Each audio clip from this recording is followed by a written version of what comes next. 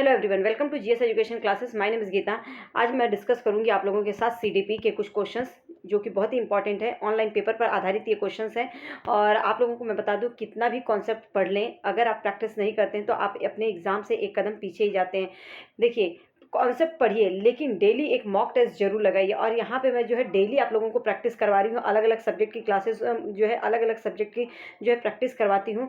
तो अगर आप मेरे साथ करना चाहते हैं तो कर सकते हैं, अदरवाइज कैसे भी कीजिए, बस ओरिजिनल आंसर की के साथ कीजिएगा। और खुद से भी आप जो है कर सकते हैं। यहाँ पे करेंगे तो कोई पैसा नहीं लगेगा, नहीं तो आपको एक बुक परचेज करनी पड़ेगी। अगर आप उससे कंफर्टेबल है तो उससे कीजिए, लेकिन प्रैक्टिस करना मत छोड़िए। जितना प्रैक्टिस आप जितना ज़्यादा करेंगे, जितने ज़्यादा क्वेश्चन सॉल्व करेंगे, उतना ही आप सी-टेट के एग्ज़ाम के करीब पास करने के क्लियर करने के करीब पहुँचेंगे। तो अपना जो प्रैक्टिस जारी रखिए, प्रैक्टिस डेली कीजिए। अगर मेरे साथ करना है तो चैनल को सब्सक्राइब कर सकते हैं, अदरवाइज कोई नहीं, कहीं से भी करिए, बस अच्छे से अपना प्रैक्टिस करिए। और चलिए बिना टाइम वेस्ट किए मैं जो है क्वेश्चंस कुछ आज स्टार्ट करवाती हूँ। देखिए, पहला क्वेश्चन जो है, कक्षा में प्रिंट समृद्ध वातावरण का सृजन बहुत ज़रूरी है। बिल्कुल, एक क्लास है, अगर उसमें आपके पास एक प्रिंटेड कुछ मटेरियल होता है तो आपके लिए वो बहुत ज़्यादा हेल्पफुल साबित होता है। तो कहीं ना कहीं ये जो है बात कथन जो है सही है। उपकारी वातावरण भाषा विकास में अर्थपूर्ण भूमिका निभाता है। प्रिंट आपके पास जो है, अगर मटेरियल है, कोई भी चीज़ प्रिंट रूप में आपके पास मौजूद है, तो कहीं ना कहीं वो आपके भाषा विकास में एक अर्थपूर्ण भूमिका निभाता है। तो ये दोनों ही चीज़ जो है सही कह रहा है। तो ए और आर दोनों सही है। आर जो है एक ही सही व्याख्या करता है, तो ये हमारा ऑप्शन करेक्ट है। और आगे देखने की जरूरत ही नहीं है क्योंकि हमारा पहला ही ऑप्शन जो है यहाँ पर करेक्ट हो चुका है। तो नेक्स्ट क्वेश्चन देखते हैं। मैं डेली यहाँ पे प्रैक्टिस करवाती हूँ, अगर करना है तो आप लोग जो है फ्री ऑफ कॉस्ट यहाँ पे कर सकते हैं। बस चैनल को सब्सक्राइब कर लीजिए ताकि आने वाली वीडियो की नोटिफिकेशन आपको टाइम पर मिल सके और आप अपनी प्रैक्टिस टाइम से कर सकें। देखिए, डैश शब्द का प्रयोग जैविक अंतरों के लिए होता है। मतलब जैविक अंतर मतलब कि जो पहले से ही नेचुरल जो अंतर बताता है, उसके लिए कौन सा शब्द है जो कि जैविक अंतरों के लिए होता है।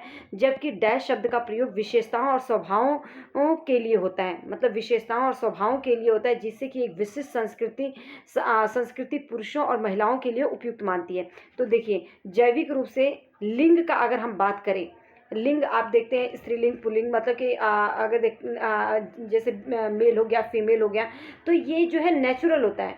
तो इस शब्द का प्रयोग अगर हम बात करते हैं तो ये जैविक अंतरों के लिए होता है। सही है, लिंग ये जैविक होता है, नेचुरल होता है। और जेंडर जो है ये आपके संस्कृति को प्रभावित करता है। जैसे स्त्री और पुरुषों के लिए किसी भी एक विशेष टॉपिक पर उनको अलग अलग कैटेगरी में बांटना कि पुरुष ये कर सकते हैं, महिलाएं ये कर सकती हैं, तो ये जेंडर जो है एक रूढ़िवादिता आ जाती है। तो ये इसमें जो है क्या आ जाता है, जेंडर। तो यहाँ पर भी हमारा पहला ऑप्शन सही होता है, जेंडर। पहले में जेंडर क्यों नहीं होगा क्योंकि जेंडर जो है एक तरह से एक विशेष संस्कृति पुरुष और महिलाओं के लिए जो है ये उपयोग किया जाता है। और लैंगिकता जो है ये अंतर करने के लिए कि मेल है और फीमेल इसमें। तो हमारा ये जो तो है ये तो जो है होगा नहीं, और यहाँ पर ये भी नहीं होगा, ये भी नहीं होगा। तो हमारा जो ऑप्शन 1 है वो जो है करेक्ट जाता है। ठीक है, नेक्स्ट क्वेश्चन देखते हैं। हाँ, 13 बहुभाषी कक्षा में मैं डेली जो है सीडीपी के क्वेश्चंस की मतलब एक दिन के बाद एक दिन करवाती हूँ। कोई ना कोई सब्जेक्ट की डेली कोशिश रहती है 2 सब्जेक्ट की क्लासेस ले लूँ, लेकिन कई दिनों ऐसा होता है कि एक ही सब्जेक्ट की होती है और कॉन्सेप्ट की क्लास हो जाती है एक। ठीक है, तो इस बस प्रैक्टिस करते रहिए। बहुभाषी कक्षा के लिए निम्नलिखित में से कौन सा कथन सर्वाधिक उपयुक्त है। देखिए, एक क्लास है जिसमें कि बहुत सारे भाषाओं के बच्चे जो है पढ़ते हैं, तो इसमें से सही कथन कौन सा है। स्कूल के केवल उन्हीं छात्रों की भर्ती करनी चाहिए जो स्कूल द्वारा निर्धारित अनुदेश की भाषा का सवाल। बिल्कुल नहीं, ये तो केवल, देखिए जिस भी क्वेश्चन में केवल आ जाए वो आपका ऑप्शन जो है गलत हो जाता है। अब यहाँ पे केवल उन्हीं छात्रों की भर्ती करनी चाहिए, मतलब एडमिशन करवा लेना चाहिए जो स्कूल द्वारा निर्धारित अनुदेश की भाषा में संवाद करते हो। तो ये तो कहीं ना कहीं जो है बच्चे को एक तरह से लिमिटेशंस बच्चे पर लगा रहा है, बच्चे को जो है एक लिमिटेशन में बांध रहा है। तो ये कहीं ना कहीं ऑप्शन हमारा गलत है। दूसरा देखते हैं, शिक्षक को सभी भाषाओं का सम्मान करना चाहिए और छात्रों को उस भाषा में संवाद करने के लिए प्रोत्साहित करना चाहिए जिनका प्रयोग करने में उन्हें आसानी हो। कहीं ना कहीं सही बात है क्योंकि ये बच्चे के हित में है। तीसरा ऑप्शन भी देख लेते हैं। शिक्षक को उन छात्रों को दंडित करना चाहिए जो स्कूल द्वारा निर्धारित भाषा। देखो दंडित करना, ये भी हमारा ऑप्शन जो है गलत हो जाएगा, क्योंकि यहाँ पे बच्चे को क्या आप कर रहे हैं, दंड दे रहे हैं और फोर्स कर रहे हैं कि स्कूल द्वारा चीज़ें जो है, स्कूल तो कुछ निर्धारित ही नहीं कर सकता, स्कूल जो है बच्चों के अकॉर्डिंग होना चाहिए। ठीक है, तो ये ऑप्शन गलत है। स्कूल द्वारा निर्धारित अनुदेश की भाषा से ही सभी का मूल्यांकन होना चाहिए, नहीं, ये भी गलत। तो हमारा सेकंड ऑप्शन इसमें बेस्ट होता है कि शिक्षकों को सभी की भाषाओं को जो है सम्मान देना चाहिए, छात्रों को उस भाषा में संवाद करने के लिए प्रोत्साहित करना चाहिए जिनका उपयोग उन्हें करने में आसानी होती है, जिससे कि वो अच्छी तरीके से सीख सकें। ठीक है, नेक्स्ट क्वेश्चन देखते हैं। निम्न में से कौन सा कथन मूल्यांकन हेतु मानकीकृत परीक्षणों के संदर्भ में सही है? मानकीकृत मतलब एक स्टैंडर्डाइज जो टेस्ट है, तो कौन सा इसमें जो है सही है? यह छात्रों में अपसारी चिंतन को प्रोत्साहित करता है। जो स्टैंडर्डाइज टेस्ट है वो अपसारी चिंतन करने का मतलब क्लोज एंडेड जो थिंकिंग होती है उसको प्रोत्साहित करता है, नहीं, तो ये हमारा गलत होगा। वे मूल्यांकन के सख्त ढांचों और संरचनाओं पर आधारित है। बिल्कुल, जो स्टैंडर्डाइज टेस्ट है कहीं ना कहीं उसका एक जो है स्ट्रक्चर होता है, एक सही न कहीं संरचना पर एक आधारित होता है, तो कहीं ना कहीं ये बात सही है। नेक्स्ट ऑप्शन देख लेते हैं, इससे बेटर कुछ हो। वे अधिगमकर्ताओं की आवश्यकताओं और विविधताओं पर आधारित विभिन्न विधियों का प्रयोग करते हैं, नहीं, अगर ऐसा होगा तो वो स्टैंडर्डाइज होगा ही नहीं। वे मानते हैं कि प्रत्येक व्यक्ति भिन्न गति से सीखता है। बिल्कुल, भिन्न गति से सीखता है, लेकिन किसी भी चीज़ को मानने के लिए जो है एक स्टैंडर्ड होता है, तो ये भी ऑप्शन हमारा गलत जाता है। यहाँ पे जो है हमारा सेकंड ऑप्शन सही है कि वे मूल्यांकन के एक स्ट्रक्चर्स मतलब सख्त ढांचों और संरचनाओं पर जो है क्या होता है, वो आधारित होता है। तो सेकंड ऑप्शन जो है यहाँ पर करेक्ट है। उम्मीद करती हूँ कि चीज़ें आप लोगों को क्लियर हो रही होंगी। बहुत अच्छे से कोशिश करती हूँ समझाऊँ। अगर समझ में आए तो please hit like button and लोगों के साथ शेयर कर दीजिए, ताकि और लोगों के तक ये जो है पहुँच सके और लोग जो है प्रैक्टिस कर सके, क्योंकि ऑनलाइन पेपर जो है ईजिली लोगों को मिल नहीं रहा है जो ऑनलाइन पेपर हुए हैं। ठीक है, नेक्स्ट क्वेश्चन। एक मिनट, पेन आ ही नहीं रही है, देखते हैं, एक मिनट, कुछ प्रॉब्लम हो गया, वेट फॉर फ्यू मिनट्स। हाँ, निम्न में से कौन सी विधि अधिगम के लिए आकलन हेतु उपयुक्त है? अधिगम के लिए आकलन, ठीक है, क्या है? लर्निंग फॉर, जो हमारा आकलन है, कहने का मतलब है कि जो मूल्यांकन करना है वो लर्निंग के लिए कौन सा इसमें जो है मूल्यांकन है? इवैल्यूएशन फॉर लर्निंग, ठीक है, क्या है? इवैल्यूएशन फॉर लर्निंग मतलब कि अधिगम के लिए आकलन कौन सा है? सिर्फ साल के अंत में नहीं, ये तो ऑफ हो जाएगा, क्योंकि ऑफ मतलब एंड के लास्ट में, तो ये तो हमारा होगा ही नहीं। सिर्फ साल के अंत के में जो परीक्षाएं होती हैं, ठीक है, अगर यही होता अधिगम इवैल्यूएशन ऑफ लर्निंग, तो कहीं ना कहीं ये सही होता। बच्चों के संप्रत्यय बुद्धि का नियमित, ये तो होगा ही नहीं। मानकीकृत परीक्षण की बात है, केवल प्रत्यास्मरण पर आधारित प्रश्न उत्तरी, ये भी नहीं होगा।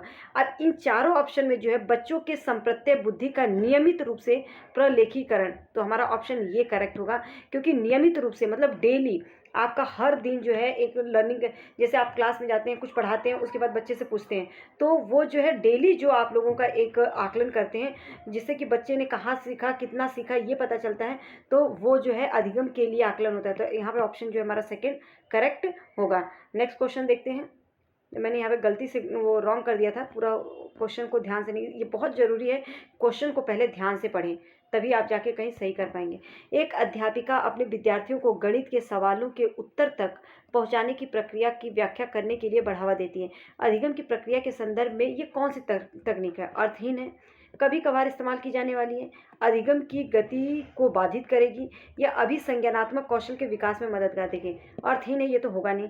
कभी कभार इस्तेमाल, नहीं, ऐसा भी नहीं है। अधिगम की गति को भी बाधित नहीं करेगा। अध्यापिका अपने विद्यार्थियों को जो है गणित के सवालों तक के उत्तर तक पहुंचने की व्याख्या करने के लिए बढ़ावा देती है। तो अधिगम की कौन सी प्रक्रिया है? तो ये क्या होगा? अधिसंज्ञानात्मक कौशल का एक तरह से विकास में अध्यापिका क्या कर रही है? मदद कर रही है, तो मददगार होगा।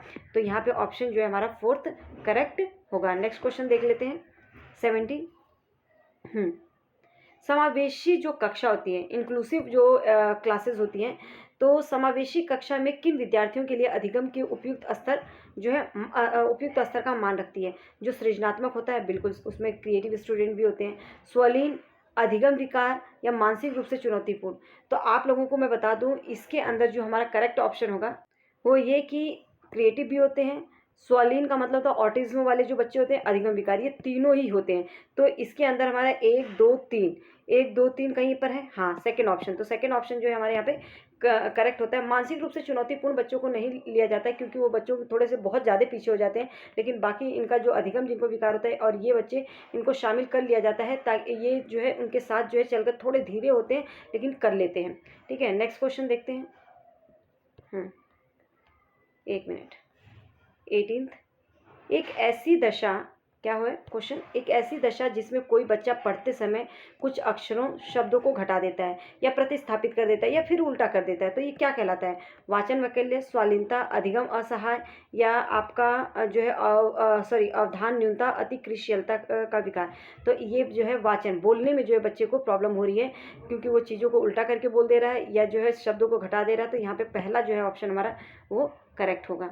ये अधिगम विकार पर मैंने एक topic CDP short important topic करके एक प्लेलिस्ट बनाई है, उसमें छोटे छोटे टॉपिक्स मैंने बताए हैं और बहुत अच्छे से क्लियर किए हैं। उम्मीद करती हूँ कि वो आप लोग ज़रूर देखेंगे, उसका लिंक मैं डिस्क्रिप्शन बॉक्स में दे दूँगी। बिंदु अपने आप से परियोजनाओं पर कार्य करने के लिए बहुत उत्साहित रहती है। वह मौलिक और अभिसारी समाधानों को खोज कर लाती है। ये गुण किसकी ओर संकेत करता है? स्वकेंद्रिता की ओर, सृजनात्मकता, या बाह्य अभिप्रेरणा, या संज्ञानात्मक जो है विलंबता। तो ये क्या होगा? ये सृजनात्मकता, ये उसकी क्रिएटिविटी है। 1 मिनट, कहाँ गया? हाँ, क्या है? सृजनात्मकता, सेकेंड ऑप्शन। नेक्स्ट क्वेश्चन, आंशिक दृष्टि वाले, 1 मिनट, हाँ, आंशिक जो दृष्टि वाले हैं, आंशिक दृष्टि वाले विद्यार्थियों के लिए निम्न में से कौन सी अधिगम सामग्री उपयुक्त है? बड़े प्रिंट में छपी पुस्तकें, त्रियामी मानचित्र व चार्ट, छोटे प्रिंट वाले जो कार्यपत्रक होते हैं, सॉफ्टवेयर जो मूल पाठ को वाक्य में परिवर्तित करते हैं।